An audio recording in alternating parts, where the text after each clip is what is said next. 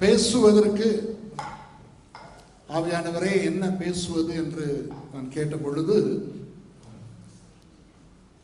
மாற்கு 2ஆம் அதிகாரத்திலே நமக்கெல்லாம் தெரிந்த ஒரு சம்பவம் நடக்கிறது.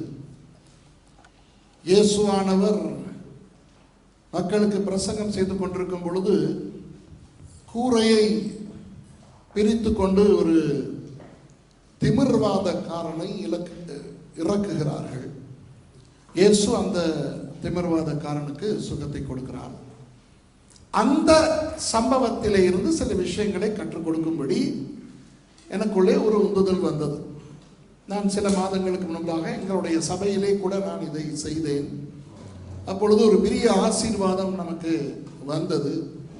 அப்போ நான் நினைக்கிறேன் பரிசுத்த ஆவியானவர் தான் என்னை உந்துவிக்கிறார் அதை உங்களுக்கு பேசுவதற்கு. ஆனால் இன்று வேறு சில விஷயங்களை, நான் யாருக்கும் சொல்லாத சில விஷயங்களை கூட இன்றைக்கு ஆவியானவர் நமக்கு பேசுவார் என்று நம்புகிறேன். ஆயத்தமா? இப்போ இந்த செய்தியிலே நம்ம எல்லாருக்குமே படித்துக் கொள்ளக்கூடிய விஷயங்கள் இருக்கின்றன. ஆகவே நாம் ஆவிக்குரிய காதுகளை திறந்து கொண்டு கேட்போம். பாஸ்டர்மார் இருக்கிறீர்கள், ஊழியக்காரர்கள் இருக்கிறீர்கள், முதிர்ந்த விசுவாசிகள் இருக்கிறீர்கள், புதிய விசுவாசிகள் இருக்கிறீர்கள், சரி, வாலிபர்கள் இருக்கிறீர்கள். பார்ப்போம் ஆண்டவர் என்ன நமக்கு பேசுகிறார் என்று. இந்த சம்பவம் மாற்கு புத்தகத்திலே மாத்திரம் இல்லை, இது லூக்கா சுவிசேஷத்திலும் இருக்கிறது. ஆனால் மாற்கு சுவிசேஷத்தில் இருக்கின்ற அந்த விஷயத்தை மாத்திரம் படிப்போம். பாஸ்டர் அருண் சந்தான் வாசிக்க போகிறார். மாற்கு 2ஆம் அதிகாரம் ஒவ்வொரு வசனமாக வாசிப்போம். சில நாட்களுக்கு பின்பு அவர் மறுபடியும் கப்பர்நகமுக்கு போனார். அவர் வீட்டில் இருக்கிறார் என்று ஜனங்கள் கேள்விப்பட்டு உடனே வாசலுக்கு முன்னும் நிற்க இடம் போதாதபடிக்கு அநேகர் கூடி வந்தார்கள். அவர்களுக்கு வசனத்தை போதித்தார். ஓகே, உட்காருங்க பாஸ்டர். ரைட். இப்போ கவனிங்க. இப்போ என்ன நடக்கிறது? அநேக நாட்களுக்கு பிறகு அல்லது சில நாட்களுக்கு பிறகு இயேசுவானவர் மறுபடியும் கப்பர்நகமுக்கு போகிறார். ஏனென்றால் அவருடைய ஊழியத்தை அவர் செய்யும் பொழுது அவர் தனது இடமாக, நகரமாக ஏற்படுத்தி கொண்டது கப்பர்நகுமை. அவர் பிறந்தது பெத்லகேமிலே, 4 ஆண்டுகள் வளர்ந்தது எகிப்திலே, அப்புறம் அவர் 30 வயது வரை வாழ்ந்தது நாசரேத்திலே. ஆனால் அவர் 3 வருடம் ஊழியம் செய்கிறார் அல்லவா? அந்த 3 ஆண்டுகள், 3.5 ஆண்டுகள் அவர் செய்த ஊழியங்களை அவர் செய்யும் பொழுது அவர் கப்பர்நகூமிலே இருந்து கொண்டு செய்தார். சரித்திரத்திலே நமக்கு சாதகங்கள் உண்டு. அவர் பேதுருவினுடைய வீட்டிலே ஒரு அறையை வாடகைக்கு எடுத்து தான் தங்கி இருந்தார் என்று. அதையெல்லாம் நிரூபிக்க இப்பொழுது எனக்கு நேரமும் கிடையாது, தேவையும் இல்லை. ஆனால் என்னோட இஸ்ரவேல் வந்தவர்கள் யாராவது இருந்தாலும் உங்களுக்கு தெரியும், கப்பர்நகூமிலே வைத்து நான் அதை விளக்கப்படுத்துவேன். எப்படி நமக்கு ஆதாரபூர்வமாக தெரியும் பேதுருவின் வீட்டிலே தான் இவர் இருந்தார் என்று. அப்போ கப்பர்நகூமிலே இருந்த ஒரு பெரிய வீடு யோனா என்கிறவருடைய வீடு. அது அந்த பழைய ஏற்பாட்டிலே மீன் விழுங்கியது அந்த யோனா அல்ல, சீமோன் அந்திரேயா என்பவர்களுடைய தந்தையாகிய யோனாவினுடைய வீடு. ஏனென்றால் பேதுருவினுடைய அப்பா பெயர் யோனா. அந்த வீட்டிலே ஒரு அறையை வாடகைக்கு எடுத்து இயேசுவானவர் அங்கே தங்கி இருந்துதான் 3 வருடங்கள் ஊழியம் செய்கிறார். ஆகவே அவர் வீட்டில் இருக்கிறார் என்று அந்த வசனம் சொல்லுகிறதே, அப்போ அவர் தங்கி இருந்த அந்த சீமோன் பேதுருவினுடைய வீட்டை தான் அது குறிக்கும். ஓகே. அப்போ சில நாட்களுக்கு பிறகு அவர் கப்பர்நகூமுக்கு வருகிறார். அவர் வீட்டிலே இருக்கிறார் என்று ஜனங்கள் கேள்விப்பட்டு அவர்கள் வருகிறார்கள். எங்கே இருந்து வருகிறார்கள்? லூக்கா புத்தகத்தை பார்த்தால் அதிலே அவர் சொல்லுகிறார், கலிலேயாவிலே இருந்து வந்தார்களாம், தெக்கப்போலியிலே இருந்து வந்தார்களாம், எருசலேமிலே இருந்து வந்தார்களாம், மற்றும் கலிலேயாவின் இதர பிரதேசங்களில் இருந்தெல்லாம் வந்தார்களாம். 100கணக்கானோர் வரவில்லை, 1000கணக்கானோர் வந்தார்கள். அப்போ வந்தவர்கள் இப்போ அந்த வீட்டுக்குள்ளே நுழைந்து வீட்டுக்கு வெளியே எல்லாம் இருக்கிறார்கள். அந்த 2வது வசனத்தை மறுபடியும் வாசியுங்கள், பாருங்கள். உடனே வாசலுக்கு முன்னும் நிற்க இடம் போதாதபடிக்கு அநேகர் கூடி வந்தார்கள். அவர்களுக்கு வசனத்தை போதித்தார். வாசலிலே கூட நிற்க முடியாதபடிக்கு இடம் இல்லையா? இப்போ இந்த இடத்துல இருக்கிற நாம் அனைவருமே கிறிஸ்தவர்கள், அப்படித்தானே? நமக்கு சரியான ஆசை கர்த்தர் நம்மை ஊழியத்திலே பயன்படுத்த வேண்டும் என்று, அப்படித்தானே? நமது வீடு ஊழியத்துக்கு பயன்படுத்தப்பட்டால் நன்றாய் இருக்குமே என்று அநேகர் நினைக்கிறார்கள். ஒரு சிலர் சொல்லுகிறார்கள், எந்த தெய்வமே வேண்டாண்டா சாமி, எங்க வீட்டில் எந்த ஒரு பைபிள் ஸ்டடியும் நடத்தவே வேண்டாம், இருந்த பிரச்சனை போதும், இருக்கிற பிரச்சனை போதும் என்று. அவர்களை தவிர வேறு அநேகர் தங்கள் வீடுகளிலும் ஊழியங்கள் நடந்தால் நல்லது என்று நினைக்கக்கூடியவர்கள் இங்கே இருக்கிறோம். இப்போ இயேசு நம்முடைய வீட்டுக்கு வர வேண்டும் என்று விரும்புகிறவர்கள் உண்டு, அப்படித்தானே? இப்போ இயேசு நம்மோடு இருக்கிறார், அது வேறு. நமக்குள்ளே இருக்கிறார், நம்மோடு இருக்கிறார். ஆனால் இயேசுவானவர் நமது வீட்டிலே வர வேண்டும், நம்முடைய வீட்டை ஊழியத்துக்கு பயன்படுத்த வேண்டும் என்றெல்லாம் விரும்புகின்றவர்கள் இருக்கிறோம். ஊழியம் செய்ய விரும்புகிறவர்கள் இருக்கிறோம், ஊழியம் செய்கிறவர்கள் இருக்கிறோம். ஆனால் அப்படி ஊழியம் செய்யும் போது என்ன என்ன விஷயங்கள் நடக்கும் என்று இந்த சம்பவத்திலிருந்து நாம் பார்க்க முடியும். புரிகிறதா? சரி, இதில் முதலாவது ஒரு விஷயத்தை சொல்லுகிறேன். இப்படி ஜனங்கள் வரப்போகிறார்கள் என்று இயேசுவோ அந்த வீட்டாரோ அறிந்திருந்தார்களா? நிச்சயமாக இல்லை. இயேசு எங்கே போனாலும் மக்கள் தேடி தேடி வர ஆரம்பித்த காலம் இது. ஊழியம் ஆரம்பித்த காலம். மாற்கு புத்தகத்திலே 16 அதிகாரங்கள் உண்டு. இந்த சம்பவம் எங்கே நடக்கிறது? 2ஆம் அதிகாரத்தில் நடக்கிறது. அதாவது இயேசுவானவர் ஊழியத்தை ஆரம்பித்த அந்த காலத்திலே நடக்கிறது. புரியுதா? ஒரு 2 வருஷம் ஊழியம் செய்து விட்டு இது நடந்தால் எல்லாருக்கும் தெரியும் இயேசு போகிற இடங்களுக்கெல்லாம் மக்கள் வருகிறார்கள் என்று. ஆனால் இது ஆரம்பம் அல்லவா? ஆரம்பத்திலே இப்படி இயேசு எங்கே போனாலும் மக்கள் வருவார்கள் என்று மக்கள் எதிர்பார்த்தது இல்லை. ஆகவே இது ஒரு எதிர்பாராமல் நடந்த ஒரு சம்பவம். அந்த வீட்டாருக்கு எப்படி இருந்திருக்கும்? அந்த வீட்டிலே பேதுரு, அவருடைய மனைவி, பேதுருவினுடைய மாமி, இன்னும் யார் யாரோ எல்லாம் இருந்தார்கள், அந்திரேயா. அவர்களுக்கு எப்படி இருந்திருக்கும்? இப்படி ஜனங்கள் வீட்டுக்குள்ளேயும் வந்து வாசலிலேயும் நின்று இடம் கொள்ளாமல் போகும் அளவுக்கு நிரம்பும் பொழுது. யோசித்து பாருங்கள். முதலாவது ஒரு சிலர் வருகிறார்கள். வந்தால் அந்த வீட்டுக்காரர்கள் கேட்டிருப்பார்கள், யாரை பார்க்கணும்? இயேசு. வாங்க வாங்க உட்காருங்க.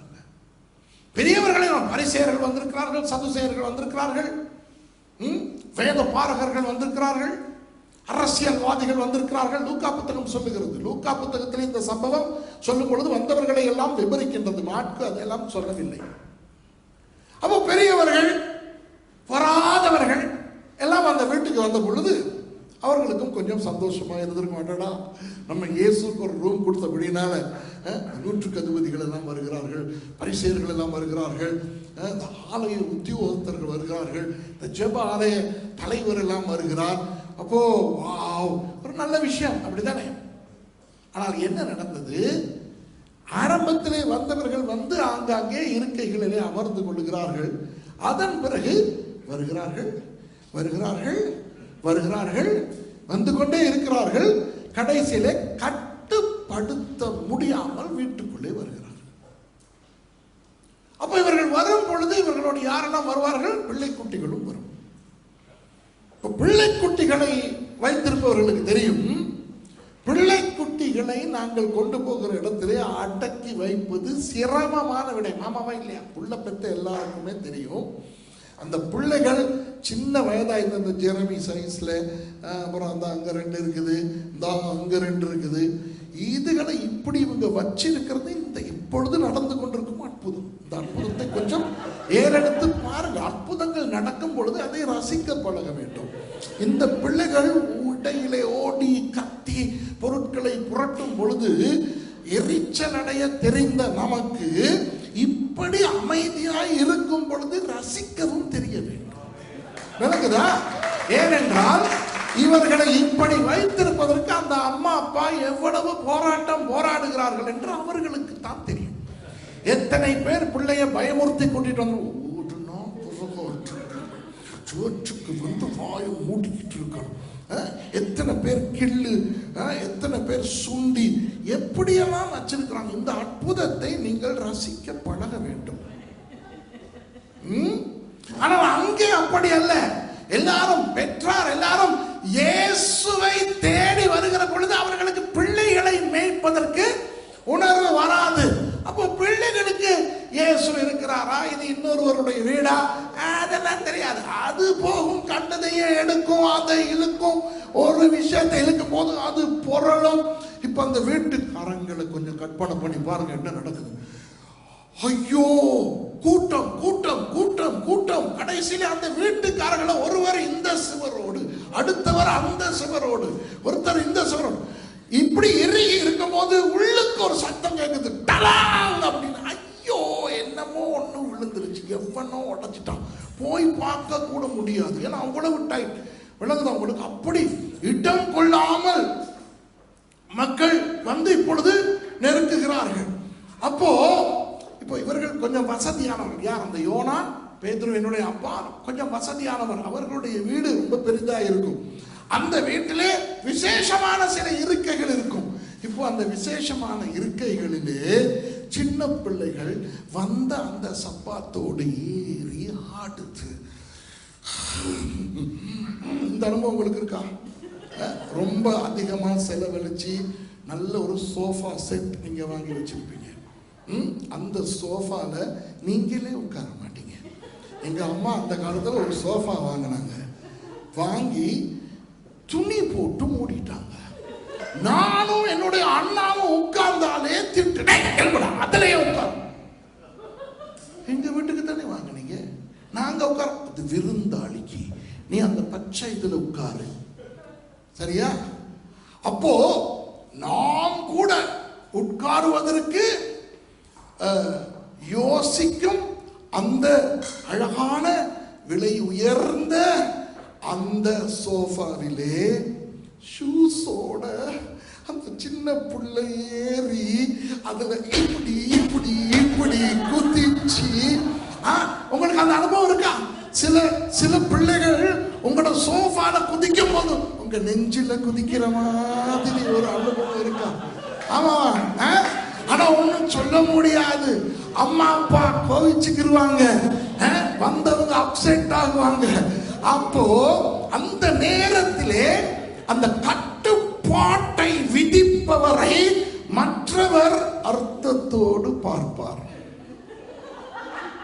இப்ப எங்க வீட்டுல கட்டுப்பாடு விதிக்கிறது யார் தெரியுமா? அதோ அவங்க மேர்சி மேடம்.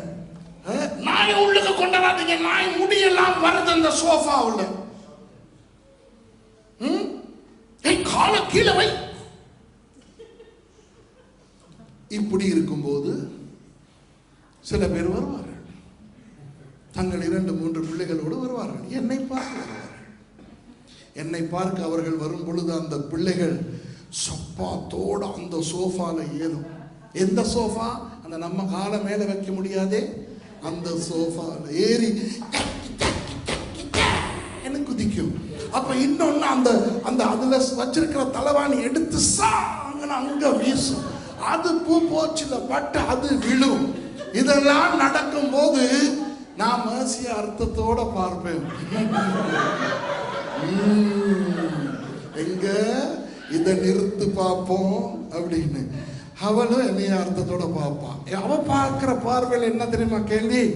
வந்தவங்க உங்களை தானே பார்க்க வந்தாங்க, ஆபீஸுக்கு தான் போட்டிருக்கேன், அங்கேயும் நாற்காலி போட்டிருக்கு தானே, ஏன் ஆபீஸுக்கு கூட்டிட்டு போகாம இங்க கூட்டிட்டு வந்தீங்க? இது உங்க தவறு.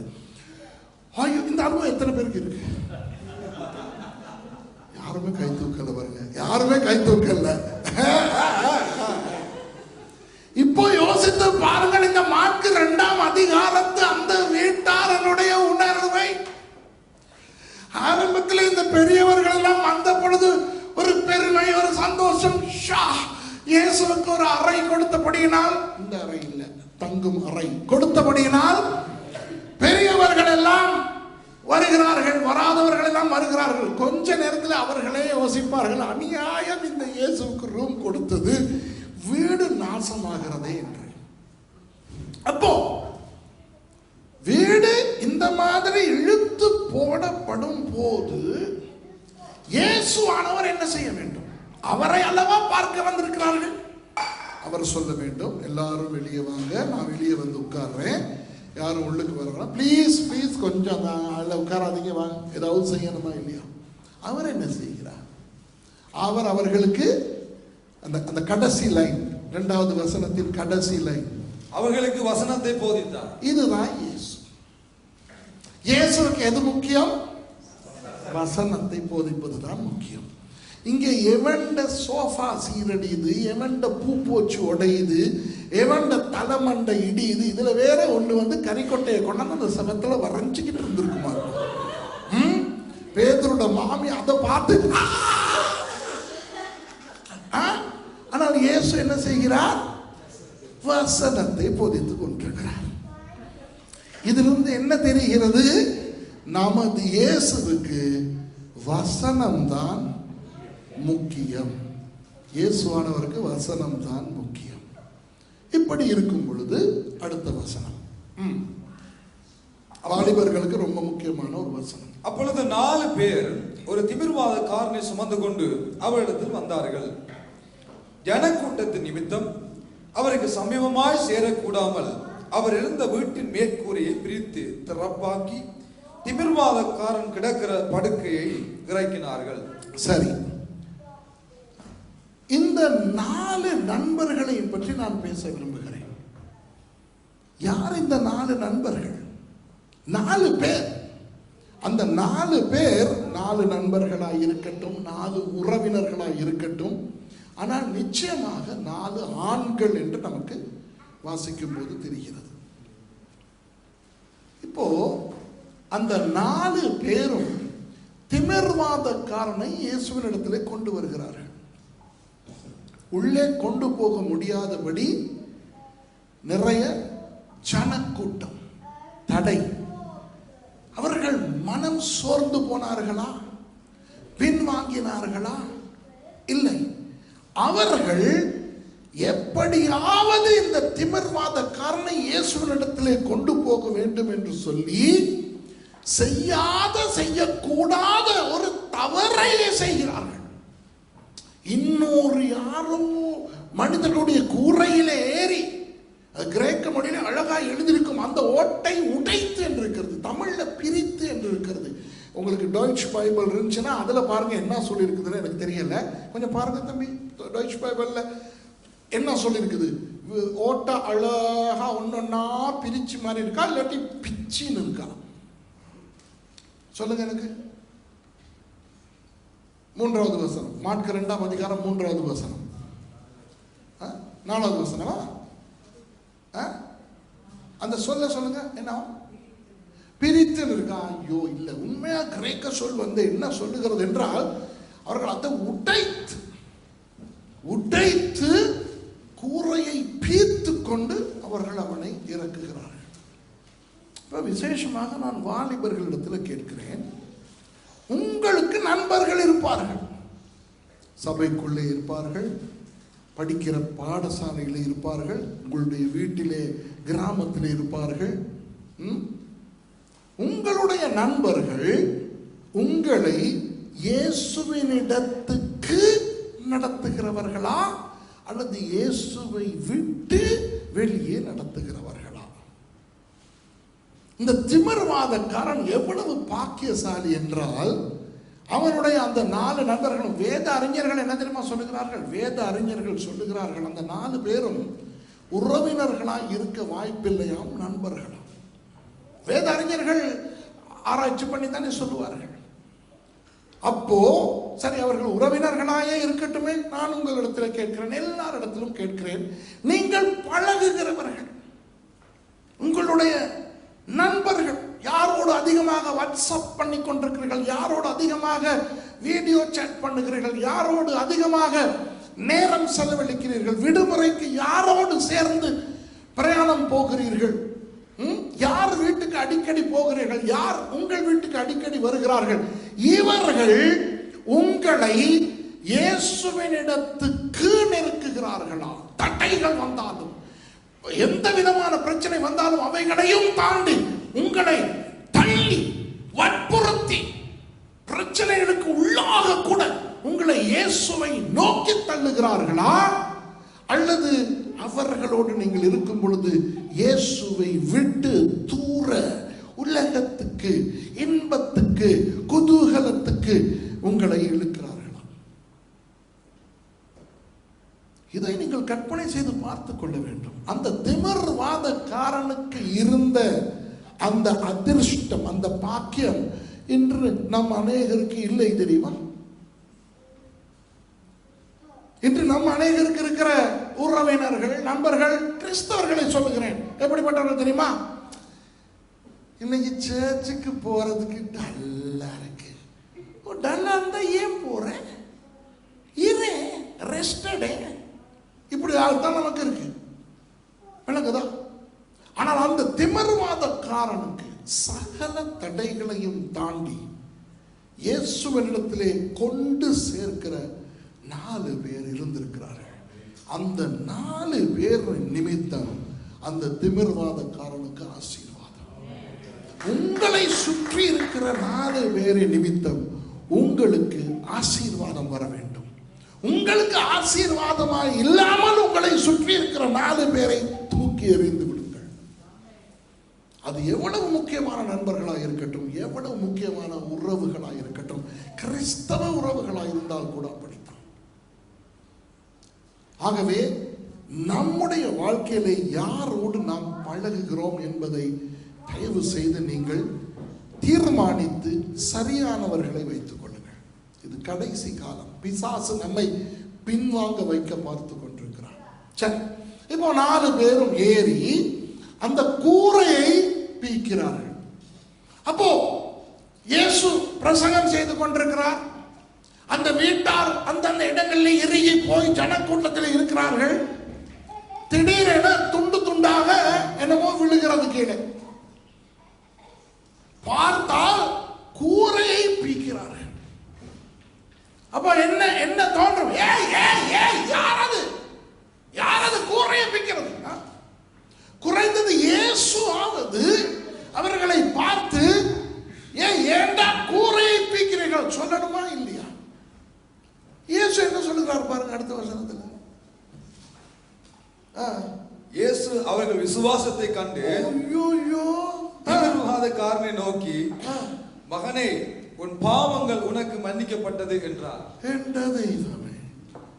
அவர்கள் பிரிக்கும் போது இயேசு எதை பார்த்திருக்க வேண்டும்? அவர்கள் செய்கிற கெட்ட வேலையை பார்த்திருக்க வேண்டும். இப்ப நீங்க சொல்லுங்க, எனக்கு சொல்லுங்க, அந்த 4 பேரும் செய்தது நல்ல வேலையா கெட்ட வேலையா? திமிர்வாதக்காரனுக்கு நல்லது, அந்த வீட்டுக்காரர்களுக்கு எவ்வளவு கெட்டது? ரொம்ப கெட்டது. கூரைய உடைச்சா அது கெட்ட வேலை. அப்போ அதுல ஒரு நல்லதும் ஒரு கெட்டதும் இருக்கிறது. திமிர்வாதக்காரனுக்கு நல்லது, அந்த வீட்டாருக்கு கெட்டது. இப்ப அந்த ரெண்டையும் ஒப்பிட்டு பார்க்கும் பொழுது அந்த இடத்திலே இருந்த நல்லது பெரிதா கெட்டது பெரிதா? கெட்டதுதான் பெரிது. ஏனென்றால் இதனால் ஒரு 1000 பேருக்கு நல்லது நடக்க போகிறது என்றால் பரவாயில்லை. ஆஃப்டர் ஆல் ஒரு ஆள். இப்போ இப்படி நடந்திருக்க முடியாதா? சரி, ஜனக்கூட்டம் அதிகமாகிவிட்டது. திமிர்வாதம் தானே, மூச்சிறுகி போகவில்லையே. இப்போ மூச்சிறுகி போய் மூச்செடுக்க முடியாமல் இருக்குன்னா சரி, இன்னொரு 5 நிமிஷத்துல இவனுக்கு எதுவும் செய்யாட்டி செத்துருவான். இது திமிர்வாதம். எத்தனை மாதங்கள், எத்தனை வருடங்கள் அப்படி கிடந்தானோ, சரி இன்னும் ஒரு மணி நேரம் 2 மணி நேரம் இருக்க முடியாதா? ஓரத்திலே அவனுடைய படுக்கையை வைத்துக் கொண்டு இவர்கள் காத்திருக்க வேண்டியது. இயேசுவானவர் பிரசங்கம் செய்த அற்புதங்களை செய்த பிறகு வந்தவர்கள் எல்லாரும் கலைந்து போவார்கள் அல்லவா? எல்லாரும் போகும் வரை பொறுமையாய் இருந்து இந்த திமிர்வாதக்காரனை இயேசுவினிடத்திலே கொண்டு போய் சுகத்தை பெற்றுக் கொடுத்திருக்க முடியுமா, முடியாதா? சொல்லுங்க. இது திமிர்வாதம். இது அவசர எமர்ஜென்சி அல்ல. அவன் உயிர் போய் கொண்டிருக்கவில்லை. புரியுதா? அப்போ கொஞ்சம் பொறுமையாய் இருந்து யாருக்கும் கரைச்சல் கொடுக்காமல் எந்த ஒரு கூரையும் உடைக்காமல் செய்து இருக்கக்கூடிய வேலையை அவசரப்பட்டு இவர்கள் செய்தது கெட்ட வேலையா இல்லையா? கெட்ட வேலை. ஆனால் இயேசுவானவர் அதற்குள்ளே, அந்த அவசரத்துக்குள்ளே இருந்த விசுவாசத்தை பார்த்தார். அந்த 4 பேருடைய அன்பு எப்படிப்பட்ட அன்பா இருந்தது தங்கள் நண்பனை குறித்து என்றால், இன்னும் 1 மணி நேரம் 2 மணி நேரம் கூட நீ இப்படி இருக்கக்கூடாதடா. உன்னை உடனே நமக்கு கிடைத்திருக்கும் இந்த சந்தர்ப்பத்திலே உனக்கு சுகத்தை பெற்றுக் கொடுப்போம். இதுதான் உண்மையான அன்பு. அந்த கெட்ட வேலையை கூட செய்ய வைத்து அதன் மூலம் இவனுக்கு விடுதலையை பெற்று தருகின்ற அந்த அன்பு. இந்த அன்புள்ள நண்பர்கள், இந்த அன்புள்ள உறவினர்கள் தான் உங்களுக்கு இருக்க வேண்டும். அதே போல நீங்களும் மற்றவர்களுக்கு இந்த நண்பர்களை போல இருக்க வேண்டும். அவர்களுக்கு இயேசு அண்டை அவர்களை கொண்டு வருகின்றவர்களாக இருக்க வேண்டும். சரி, உங்களுக்கு ரட்சிக்கப்படாத நண்பர்கள் இருக்கிறார்கள் என்று வைத்துக் கொள்வோம். ஆவிக்குரிய திமிர்வாதக்காரர்கள் அல்லவா? ஆமாவா இல்லையா? ரட்சிக்கப்படாதவர்கள் வியாதி உடையவர்கள். என்ன வியாதி? பாவம் என்கின்ற வியாதி உடையவர்கள், பாவம் என்கின்ற திமிர்வாதம் உடையவர்கள். நீங்கள் எத்தனை பேர் உங்கள் ரட்சிக்கப்படாத நண்பர்களோடு மாதக்கணக்கில் வருடக்கணக்கில் பழகிக் கொண்டும் இன்னும் அவர்களுக்கு சுவிசேஷம் சொல்லாமல் இருக்கிறீர்கள்? நீங்களே உங்களுக்கு பதிலை சொல்லிக் கொள்ளுங்கள். வேலை செய்கிற இடத்துல உங்களுக்கு எத்தனை ரட்சிக்கப்படாத நண்பர்கள் இருக்க முடியும்? படிக்கிற உங்களுடைய பாடசாலையிலே ரட்சிக்கப்படாத நண்பர்கள் எத்தனை பேர் உங்களுக்கு இருக்க முடியும்? உங்கள் வாட்ஸ்அப் குரூப்பிலே, உங்கள் இன்ஸ்டாகிராமிலே, உங்கள் ஃபேஸ்புக்கிலே எத்தனை ரட்சிக்கப்படாத நண்பர்கள் உங்களோடு இருக்கிறார்கள்? எத்தனை ரட்சிக்கப்படாதவர்களோடு நீங்கள் சேட்டிங் செய்து கொண்டிருக்கிறீர்கள்? அவர்களில் எத்தனை பேருக்கு இயேசுவை அறிமுகப்படுத்தி இருக்கிறீர்கள்? இல்லை என்றால் அந்த திமிர்வாதக்காரனுக்கு கிடைத்த நண்பர் போல உங்கள் நண்பர்களுக்கு நீங்கள் அமையவில்லை. நீங்கள் அந்த ரட்சிக்கப்படாத நண்பர்களுக்கு ஒரு கெட்ட நண்பர். விளங்குதா? வாலிபர்களுக்கு சொல்லுகிறேன், மற்றவர்களுக்கும் சொல்லுகிறேன். உங்கள் ரட்சிக்கப்படாத உறவினர்களுக்கு இயேசுவை அறிமுகப்படுத்தாமல் நீங்கள் இருப்பீர்கள் என்றால் நீங்கள் கெட்ட உறவினர்கள், நீங்கள் கெட்ட நண்பர்கள், சுயநலவாதிகள். ஆகவே இந்த 2 விஷயங்களை இன்று நம்முடைய வாழ்க்கையிலே சரிப்படுத்திக் கொள்வோம். நம்முடைய நண்பர்கள் நம்மை இயேசுவின் இடத்துக்கு கொண்டு போகிறார்களா, இல்லை அவரை விட்டு தூரப்படுத்துகிறார்களா? நாம் நமது நண்பர்களை இயேசுவின் இடத்துக்குள் நெருக்குகிறோமா, அல்லது இயேசுவை விட்டு தூரப்படுத்துகிறோமா? ஒருவேளை சில நேரம் இந்த இடத்துல இருக்கிற நாம் அப்படி இருக்கலாம். நாமும் ரட்சிக்கப்பட்டவர்கள், நம்மோடு இருக்கிற இன்னொரு ஆளும் ரட்சிக்கப்பட்டவர். சரியா? அப்ப அந்த ரட்சிக்கப்பட்ட ஒருவர் ஏதாவது ஒரு தேவனுக்கு விருப்பமில்லாத ஒன்றை செய்ய சொல்லுகிறார். நாம் அதை நிறுத்துகிறோமா, அல்லது அவரோடு சேர்ந்து செய்கிறோமா, அல்லது நான் செய்ய மாட்டேன் நீ செய்ய என்று அவரை உற்சாகப்படுத்துகிறோம்? விளங்க நான் சொல்றது? யோசித்து பார்த்துக் கொள்ளுங்கள். ஆகவே அந்த 4 பேர், அந்த திமிர்வாதக்காரன், அந்த அவர்களிடத்தில் இருந்து நாம் படிக்க வேண்டிய இந்த விஷயத்தையும் நாம் படித்துக் கொள்ள வேண்டியது அவசியம். இயேசு என்ன செய்கிறார்? அவர்களுடைய விசுவாசத்தை காண்கிறார்.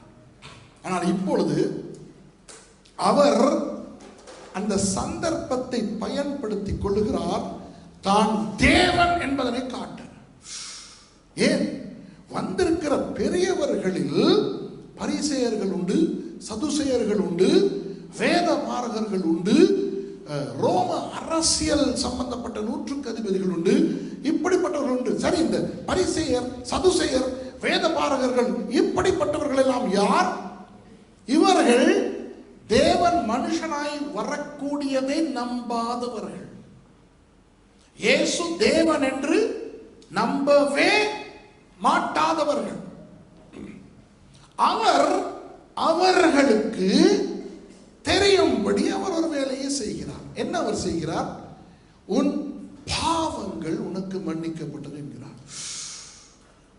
யூத கலாச்சாரத்தின்படி பாவங்களை மன்னிக்கிற அதிகாரம் தேவன் ஒருவருக்கே உண்டு.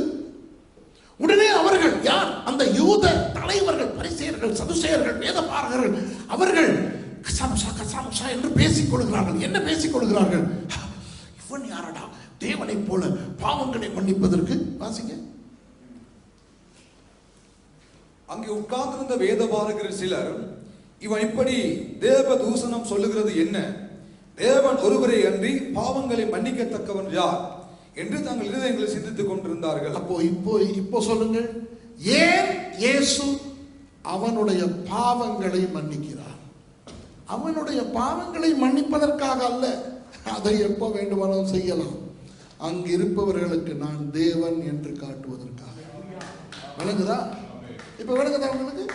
சும்மா சுகப்படுத்திருக்கலாம் அல்லவா? அல்லது இவர்கள்லாம் போன பிறகு பாவத்தை மன்னித்திருக்கலாம். வேண்டுமென்றே சுகத்தை கொடுக்க முதல் பாவங்களை மன்னித்து அவர்களுக்கு காட்டுகிறார் நான் தேவன் என்று.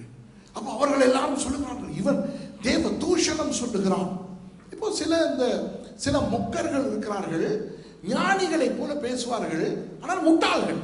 அதில் ஒருவன் தான் இந்த டாக்டர் ஜாக்கிர் நாயக் என்று சொல்லுகின்ற ஒரு இஸ்லாமிய ஒரு அறிஞர், நல்ல அறிவாளி, நல்ல ஆங்கிலம், நல்ல அரபிய புலமை, குரான் சம்பந்தமான நல்ல அறிவு இருக்கிறது. ஆனால் இந்த வேதத்தை குற்றம் சுமத்துவதில் ரொம்ப பிரயாசப்படுகிறார்கள், ஆனால் அறிவு கிடையாது. அந்த டாக்டர் ஜாக்கிர் நாயக் சொல்லுவது என்னவென்றால், இயேசு ஒருபோதும் தன்னை தேவன் என்று சொல்லவில்லை. இந்த அற்புதத்திலே கூட இயேசு என்ன செய்கிறார்? தேவன் நான் தான் என்று நிரூபிக்க உன் பாவங்கள் உனக்கு. எப்படி இயேசு அவனை மன்னிக்கிறார் பாருங்க. அந்த எப்படி இயேசு அவர்கள் விசுவாசத்தை கண்டு திமிர்வாதனக்காரனை நோக்கி, மகனே உன் பாவங்கள் உனக்கு மன்னிக்கப்பட்டது என்ற. தெய்வமே, இயேசுவுக்கு என்ன வயது? 30. மாற்கு 2ஆம் அதிகாரம் இது. மாற்கு ஒரு 10ஆம் அதிகாரத்தை தாண்டி போனால் இயேசுவுக்கு 32, 33 வயதை நெருங்குகிறது. 15ஆம் அதிகாரம் 16ஆம் அதிகாரத்துக்கு போகும்பொழுது இயேசுவுக்கு வயது 33. ஆனால் மாற்கு 2ஆம் அதிகாரத்திலே இயேசுவுக்கு எத்தனை வயது? 30. யூதர்களுக்கு 30 வயது என்பது நமக்கு ஒரு 18 வயது பையனை போல. 18 வயது பையன், உங்களுக்கு எத்தனை வயசு? 20. 2 வருஷத்துக்கு முந்தி நீங்க ஒரு நோயாளியை பார்த்து மகனேன்னு கூப்பிடுவீங்களா தம்பி? இப்ப கூட கூப்பிட மாட்டீங்க தானே? 20 வயசுல கூட இவர் கூப்பிட மாட்டார். யாரு ஒரு நோயாளியை பார்த்து மகன்? இப்ப சின்ன பிள்ளையவா கொண்டு வந்தாங்க, கவனிங்க, ஒரு சின்ன பிள்ளையவா கொண்டு வந்தாங்க. யாரை கொண்டு வந்தார்கள்? ஒரு ஒரு பெரிய ஆளை கொண்டு வருகிறார்கள். அப்போ ஒரு பெரிய ஆளை பார்த்து மகனே என்று சொல்லுகிறதற்கு அந்த ஆள் எப்படி இருக்க வேண்டும்? ஒரு பிரஸ்பிட்டோரிஸ் கிழவனாக இருக்க வேண்டும், அப்படித்தானே? ஆனால் அவர்களுடைய கலாச்சாரத்தில் இயேசு வெறும் 30 வயதுடைய ஒரு பையன். இந்த தம்பி 2 வருஷத்துக்கு முந்தி மாதிரி. அவர் இவனை பார்த்து மகனேங்கிறாரு. விலங்குதான் எப்படி அவங்களுக்கு ஆவியாத்மா சரண இடம் மாதிரி இருக்கும். இப்ப சொல்லுங்கள், அப்படி ஒரு ஆளை பார்த்து மகனே என்று அழைப்பதற்கு அந்த நபர் ஒரு உறவுக்காரராய் இருக்க வேண்டும், அல்லது கிழவனாய் இருக்க வேண்டும், அல்லது தேவனாய் இருக்க வேண்டும். விளங்குதா? மகனே என்று அவர் கூப்பிட்டு, நான் தானடா உன்னை சிருஷ்டித்தவர் என்று காட்டி, உன் பாவங்கள் உனக்கு மன்னிக்கப்படுகிறது என்று ஒரு தேவனாக பேசுகிறார். மத்தேயு 2ஆம் அதிகாரம் அற்புதத்திலே இயேசு தன்னை தேவனாக காட்டுகிறார். இப்ப அவர்கள் எல்லாரும் கசாமுசா, அவர்களுக்கு அது ஒரு குழப்பமாய் வருகிறது. அப்புறம் அவர்கள் தங்களுக்குள்ளே இப்படி சிந்திக்கிறார்கள் என்று இயேசு உடனே தம்முடைய ஆவியில் அறிந்து அவர்களை நோக்கி, நீங்கள் உங்கள் இருதயங்களில் இப்படி சிந்திக்கிறது என்ன? உன் பாவங்கள் உனக்கு மன்னிக்கப்பட்டது என்று சொல்வதோ, எழுந்து உன் படுக்கையை எடுத்துக்கொண்டு நடவென்று சொல்வதோ எது எளிது? பூமியிலே பாவங்களை மன்னிக்க மனுஷகுமாரனுக்கு அதிகாரம் உண்டு என்பதை நீங்கள் அறிய வேண்டும் என்று சொல்லி திமிர்வாதக்காரனை நோக்கி, நீ எழுந்து உன் படுக்கையை எடுத்துக்கொண்டு உன் வீட்டுக்கு போ என்று உனக்கு சொல்லுகிறேன் என்றார். உடனே அவன் எழுந்து தன் படுக்கையை எடுத்துக்கொண்டு எல்லாருக்கும் முன்பாக போனான். அப்பொழுது எல்லாரும் ஆச்சரியப்பட்டு, நாம் ஒரு காலம் இப்படி கண்டதில்லை என்று சொல்லி தேவனை மகிமைப்படுத்தினார்கள். ஆமென். அதோடு போதும், தேவன் மகிமைப்படுகிறார். இப்போ இந்த சம்பவத்தில் இயேசுவானவர் அவனுடைய பாவங்களை முதலாவது மன்னித்து விட்டு அப்புறம் அவனுக்கு சுகத்தை கொடுக்கிறார். இதிலே கர்த்தர் நமக்கு என்ன ஒரு விஷயத்தை சொல்லிக் கொடுக்கிறார் தெரியுமா? நீங்கள் நோயாளிகள் யாருக்காவது சுகம் வேண்டி ஜெபிக்கும் பொழுது, அல்லது பிசாசு பிடித்தவர்களுக்கு நீங்கள் ஜெபிக்கும் போது அந்த சந்தர்ப்பங்கள் உங்களுக்கு வரலாம். ஒரு வேளை அவர்கள் ரட்சிக்கப்படாதவர்களாய் இருந்தால் நீங்கள் அவர்களுக்கு ஜெபித்து அவர்களுக்கு சுகம் வரலாம். நீங்கள் பிசாசை துரத்தினால் அந்த பிசாசு ஓடும். ஆனால் அவர்கள் ரட்சிக்கப்படாவிட்டால் அவர்களுக்கு அது பிரயோஜனம் இல்லை. உலகம் முழுவதையும் ஒருவன் ஆதாயப்படுத்தி கொண்டாலும் தன் ஆத்துமாவை, தன் ஜீவனை அவன் இழந்து போனால் அவனுக்கு கிடைக்கும் லாபம் என்ன? ஆகவே அவனுக்கு சுகம் கிடைத்து என்ன, பிசாசு ஓடி என்ன, ரட்சிப்பு வராவிட்டால் அந்த சுகம் கிடைத்ததும் விருதா, அந்த பிசாசு ஓடினதும் விருதா. ஆகவே நீங்கள் யாருக்காவது ஜெபிக்கும் பொழுது, ஒன்று அதற்கு முன்னே அல்லது அதற்கு பிறகு அவர்களை ரட்சிப்புக்குள்ளே நடத்த முடியுமா என்று பார்த்து அதை செய்யுங்கள்.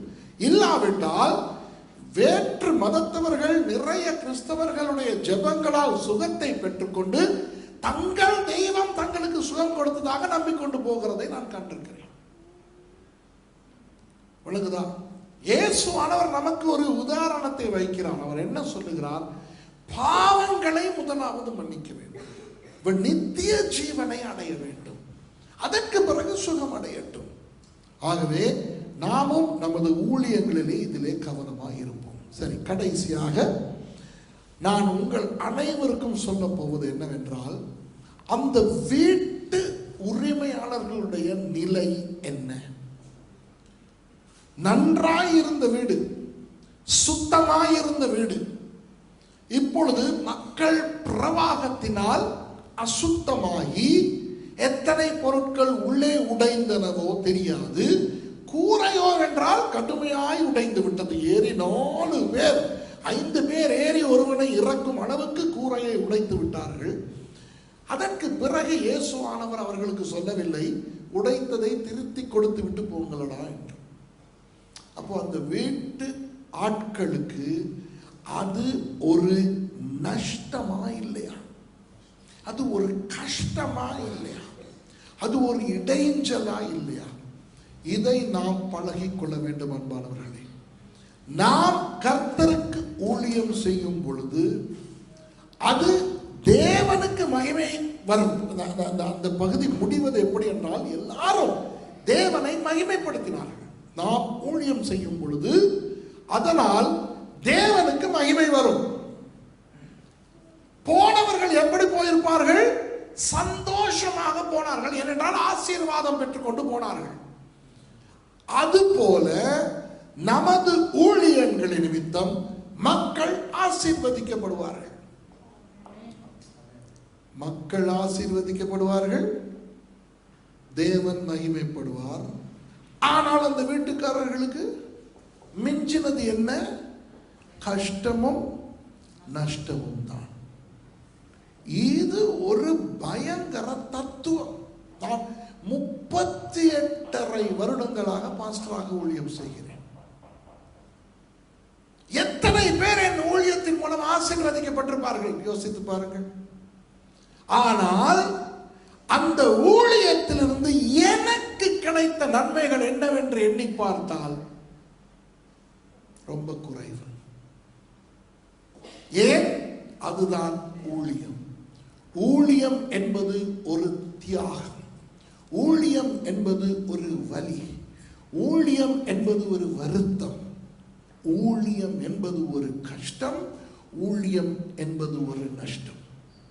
அதற்காகத்தான் ஊழியர்களிலே சிறந்த ஒரு ஊழியராகிய பவுலடியார் சொல்லுகிறார், நான் கிறிஸ்துவுக்காக எனக்கு லாபமாய் எண்ணின எல்லாவற்றையும் நஷ்டம் என்று விட்டுவிட்டேன்.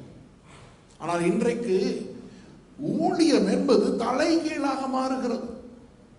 இன்றைக்கு ஊழியம் செய்வதால் அநேகருக்கு நன்மைகள் கிடைக்கின்றன, ஊழியம் செய்வதால் அநேகருக்கு லாபங்கள் கிடைக்கின்றன, ஊழியம் செய்வதால் அநேகருக்கு நற்பெயர் நற்கீர்த்தி எல்லாம் கிடைக்கிறது. இன்னைக்கு ஊழியம் செய்கிறபடியினால் அவர்கள் திடீரென பாஸ்டர் ஆகிறார்கள், அப்புறம் பார்த்தால் ரெவரண்ட் ஆகிறார்கள், அப்புறம் பார்த்தால் பிஷப் ஆகிறார்கள், அப்புறம் பார்த்தால் ஆர்ச் பிஷப் ஆகிறார்கள், அப்புறம் பார்த்தால் கார்டினல் ஆகிறார்கள். இன்னும் கொஞ்ச காலத்தில் பார்த்தால் பெந்தகோஸ்தே எவனாவது ஒருவன் தன்னை போப்பாண்டவர் என்று சொல்லுவான், நான் தான் பெந்தகோஸ்தே போப்பாண்டவர் என்று. பதவி ஆசை, பட்டங்கள் ஆசை, பண ஆசை. இன்றைக்கு ஊழியர்களுடைய தியாகம் தலைகீழாக மாறி ஊழியம் செய்யும் பொழுது அது ஒரு லாபமான ஒரு விஷயமாக இன்று காட்டப்படுகிறது. இந்த போலிகளை கண்டு நீங்கள் ஏமாறக்கூடாது. அந்த வீட்டை மறக்காதீர்கள். மாற்கு 2ஆம் அதிகாரத்து வீட்டை மறக்காதீர்கள். மாற்கு 2ஆம் அதிகாரத்தவர்களை மறக்காதீர்கள். இப்போ அந்த மாற்கு 2ஆம் அதிகாரத்து அந்த வீட்டு ஆட்களை கற்பனை செய்து பார்ப்போமே. அந்த ஐயா, அந்த அம்மா, அந்த வீட்டில் இருப்பவர்கள் எல்லாரும் போன பிறகு என்ன நடந்திருக்கும்? இவர்களுக்கு ஓய்வா? என்ன ஓய்வு? ஐயோ, நானா இருந்தா திட்டி தீர்த்திருப்பேன். பாரு வந்ததுக்கு எல்லாம் இது, ஐயோ இதுவும் உடஞ்சி, ஐயோ அந்த செவத்துல கீறி வச்சிருக்கு, எந்த பிள்ளையோ தெரியலப்பா, படம் எல்லாம் வரைஞ்சிருக்குது. அப்போ இந்த கூரையை செய்ய வேண்டும், செலவு. சும்மா பொருத்த முடியாது, செலவு, நஷ்டம், கஷ்டம். அத்தனை பேரும் வந்து இவ்வளவு நேரம் இருந்து விட்டு போன பிறகு வீடு நாரும். இயேசு எல்லாரும் போய் வாங்க என்று அவர் தன் ரூமுக்கு போய் அவர் ஓய்வு எடுப்பார். விளங்குதா? அப்போ நமக்கு என்ன நடக்கும்? கடுப்பு ஏறும். ஏறுமா ஏறாதா? ஆனால் இதுதான் ஊழியம். ஆகவே நீங்கள் ஊழியம் செய்வது, சிங்கங்கள், நல்ல தைரியசாலிகள், நஷ்டத்தையும் கஷ்டத்தையும் பொருட்படுத்தாதவர்கள் என்பதனை மனதில் வைத்துக் கொள்ளுங்கள். நடக்குதா? இப்போ இந்த ஆராதனை முடிகிறது. வந்த விருந்தாளிகள் என்ன செய்வார்கள்? என்னை போன்றவர்கள் விருந்தாளிகள் என்ன செய்வோம்? நன்றாய் இதற்கு பிறகு ஒரு சாப்பாடு இருக்கு தானே, அப்பா ஆண்டவருக்கு ஸ்தோத்திரம், நல்லா தின்னுட்டு பக்கத்தில் இருக்கிற அந்த குப்பையில எல்லாம் போட்டுட்டு கையெல்லாம் கழுவிட்டு, அப்போ நான் ஓட்டு வாரேன், பிரைஸ் தி லார்ட், நல்லா இருந்தது, கங்க்ராச்சுலேஷன்ஸ் ஃபார் தி 10 years என்றெல்லாம் சொல்லிவிட்டு அவர்கள் போய்விடுவார்கள். மிச்சப்படுகிறவர்கள் யார்? இந்த கூட்டம். இவர்கள் என்ன செய்ய வேண்டும்? அழகாக உடுத்திருக்கிறது எல்லாம் ஒரு கைய மணி சாரி எடுத்து இங்க சொருகு, இத தூக்கிக்கோ, அதடு இதடு. நேற்று ராத்திரி 12 மணி வரைக்கும் செத்தோம், இன்னைக்கும் ராத்திரி வரைக்கும் செத்தோம். இன்னைக்கு நீங்க எல்லாம் வீட்டுக்கு போயிட்டு உங்க கட்டில விழுந்து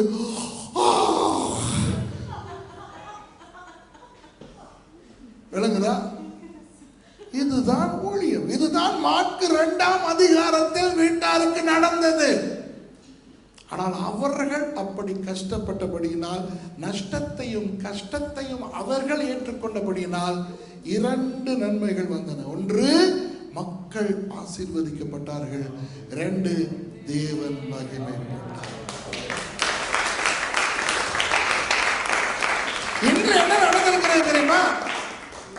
எங்களை போல வந்து பிரீச் பண்ணிட்டு போறவங்களுக்கு எங்களை பாரு விசிட்டிங் ஸ்பீக்கர்ஸ் வரோம் இல்லையா, ஸ்ரீலங்காவிலிருந்து இந்தியாவிலிருந்து வர்றோம்.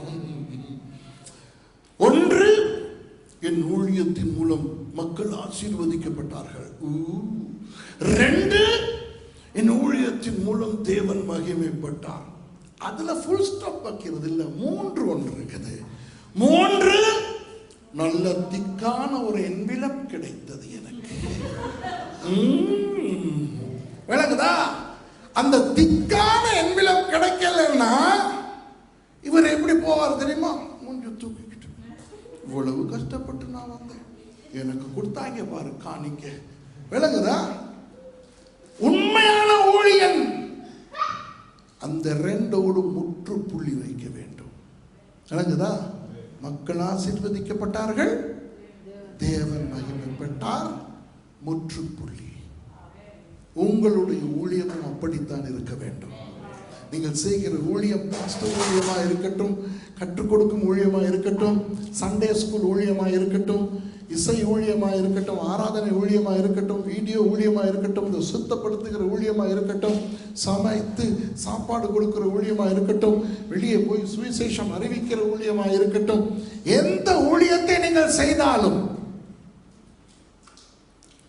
மக்கள் ஆசீர்வதிக்கப்பட வேண்டும், தேவன் மகிமைப்பட வேண்டும். அதற்கு பிறகு என்ன? முற்றுப்புள்ளி. விளங்குதா? தேவன் மகிமைப்பட வேண்டும், முற்றுப்புள்ளி. உங்களோட பைபிள் அதுல தேவன் மகிமைப்பட்டாருக்கு பிறகு முற்றுப்புள்ளியா இருக்குதுன்னு பாருங்க. கிரீக்ல அப்படிதான் இருக்குது. முற்றுப்புள்ளி இருக்குதா? பாத்தீங்களா? முற்றுப்புள்ளி இருக்கு. அடுத்த வசனத்தை சும்மா வாசிங்க. சும்மா அந்த முற்றுப்புள்ளிக்கு பிறகு வர அடுத்த வசனம். அவர் மறுபடியும் புறப்பட்டு, அவ்வளவுதான், உட்காருங்க, அவ்வளவுதான். இனி அந்த வீடு சம்பந்தமாக, அந்த சம்பவம் சம்பந்தமாக, அந்த வீட்டார் சம்பந்தமாக ஏதாவது இருக்கிறதா? இல்லை. அவர் மறுபடியும் புறப்பட்டு அவர் போயிட்டார், வேற எங்கே போயிட்டார். அப்போ அந்த சம்பவம் எப்படி முடிகிறது? தேவன் மகிமைப்பட்டாரோடு முடிகிறது. இந்த காலத்திலே நாம் எதிர்பார்ப்பது என்ன? இந்த சம்பவம் இந்த காலத்திலே நடந்திருந்தால் தேவன் மகிமைப்பட்டார், கொமா, ஃபுல் ஸ்டாப் இல்ல, கொமா, இயேசு அந்த வீட்டாரை நோக்கி, நீங்கள் எல்லாரும் வாருங்கள், தியாகமாய் செய்தீர்கள், ஆகவே உங்கள் தலைகளிலே நான் கை வைத்து ஆசீர்வதிப்பேன், உங்கள் ஒவ்வொருவருக்கும் நான் என்விலப் கொடுப்பேன், அதற்குள்ளே ஸ்விஸ் பிராங்க் வைப்பேன், அதுபோக உங்களுக்கு ஒரு ஐடென்டி கார்டு கொடுப்பேன், அதிலே உங்களுக்கு புதிய பட்டம் வழங்கப்படும் என்று மார்க் 2ஆம் அதிகாரம் இழுத்துக்கொண்டே போகும். விளங்குதான் நான் சொல்றது?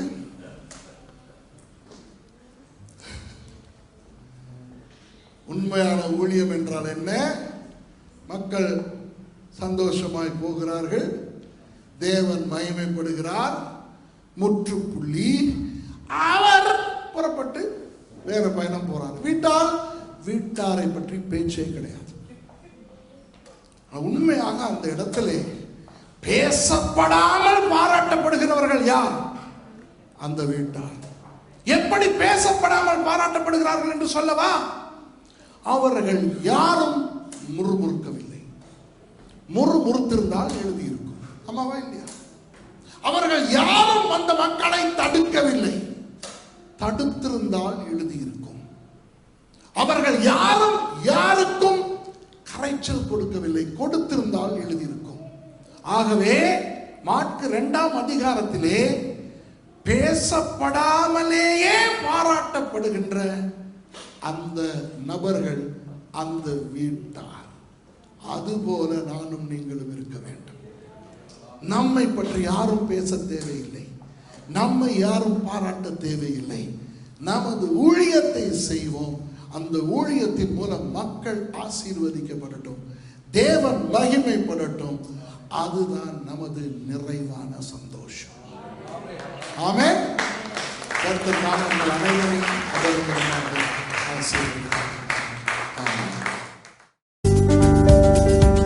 தலை சாய்க்கும் கல் நீரையா, மூளை கல் நீரையா, நான் நம்பி தலை சாய்க்கும் கல் நீரையா, மூளை கல் நீரையா.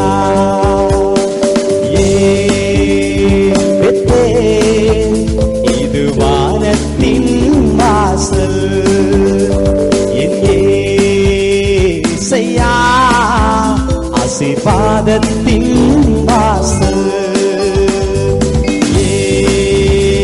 பெத்தேல், இது வானத்தின் வாசல். இயேசையா, ஆசீர்வாதத்தின் வாசல். தலை சாய்க்கும் கல்நீரையா, மூளை கல்நீரையா, நான் நம்பி தலை சாய்க்கும் கல்நீரையா, மூளை கல்நீரையா.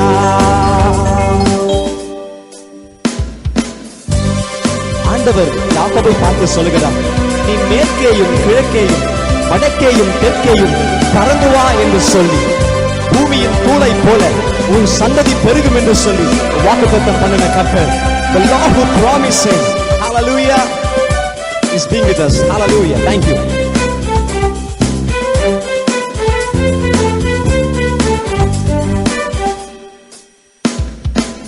மேற்கு கிழக்கு வடக்கு தெற்கு பறந்து வா என்றீரே, பூமியின் மூளை போல் சந்ததி பெருகும் என்று வாக்குரைத்தீரே. மேற்கு கிழக்கு வடக்கு தெற்கு பறந்து வா என்றீரே, பூமியின் மூளை போல் சந்ததி பெருகும் என்று வாக்குரைத்தீரே. சொன்னதை செய்யும் அளவும் என்னை கைவிடவே மாட்டீ, நீ சொன்னதை செய்யும் அளவும் என்னை கைவிடவே மாட்டீ என்று சொல்லுவீங்களா? ஏல் பெத்தேல், ஏல் பெத்தேல், இது வானத்தின் வாசல். எங்கேசையா, ஆசீர்வாதத்தின் வாசல்.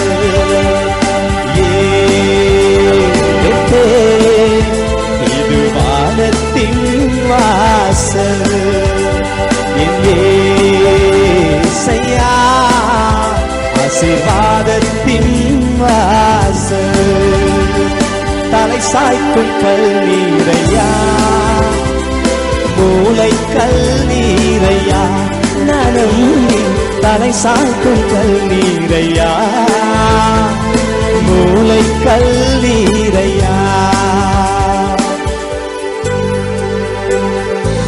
ஆதியாகமம் 28ஆம் அதிகாரத்துல ஆண்டவர் யாக்கோபுக்கு வாக்கு பண்ணுகிறார், பூமியின் வம்சங்கள் எல்லாம் உனக்குள் உன் சந்ததிக்குள் ஆசீர்வதிக்கப்படும் என்று சொல்லி. அதனால அதே ஆசீர்வாதம் நமக்கும் உண்டு. கவலைப்படாதிருங்கள், கஷ்டப்படாதிருங்கள், எதை குறித்தும் கவலைப்படாதிருங்கள். கர்த்தர் எல்லாவற்றையும் பார்த்துக் கொள்கிற ஆண்டவர் பார்த்துக் கொள்வார். Come on.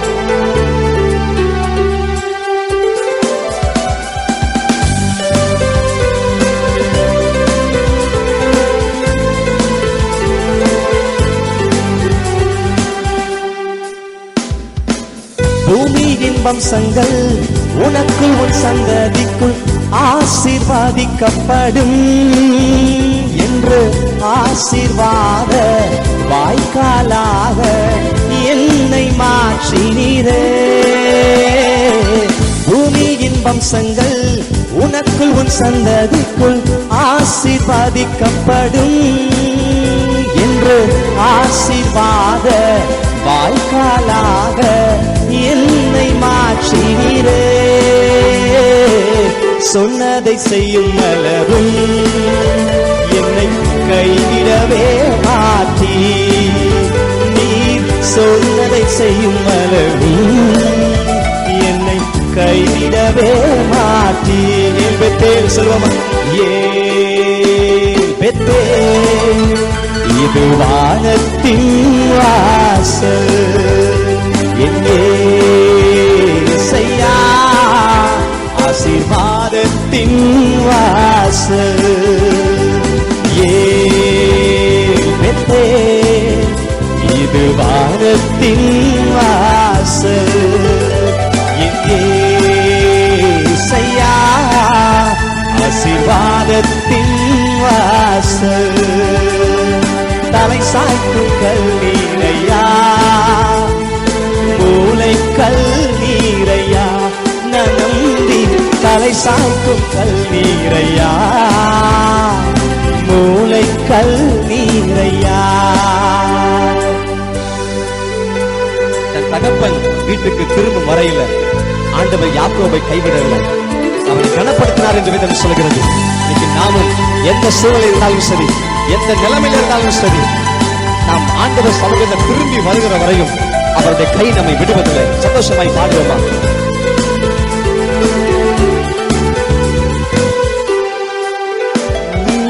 செல்லும் இடமெல்லாம் உன்னோட இருந்து உன்னை கனப்படுத்துவே, தகப்பன் தேசத்துக்கு திரும்பும் வரையில் உன்னை காப்பாற்றுவே. செல்லும் இடமெல்லாம் உன்னோடு இருந்து உன்னை கனப்படுத்துவே, தகப்பன் தேசத்துக்கு திரும்பும் வரையில் உன்னை காப்பாற்றுவே. சொன்னதை செய்யும் அளவும் உன்னை கைவிடவே மாட்டே, நீ சொன்னதை செய்யும் அளவும் என்னை கைவிடவே மாட்டே. Come on, join together and say it with it. Bethel, இது வானத்தின் வாசல், என் இயேசையா ஆசீர்வாதத்தின் வாசல். Bethel, இது வானத்தின் வாசல், என் இயேசையா ஆசீர்வாதத்தின் வாசல். மூளை கல்நீரையா, நரம்பி தலை சாய்க்கும் கல்நீரையா, மூளை கல்நீரையா. சரி சொல்லுவோமா?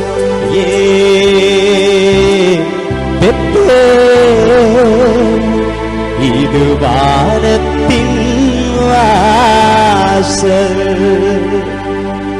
என் இயேசையா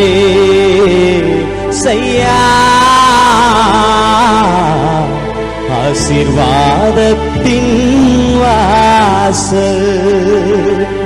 பரலோகத்தின்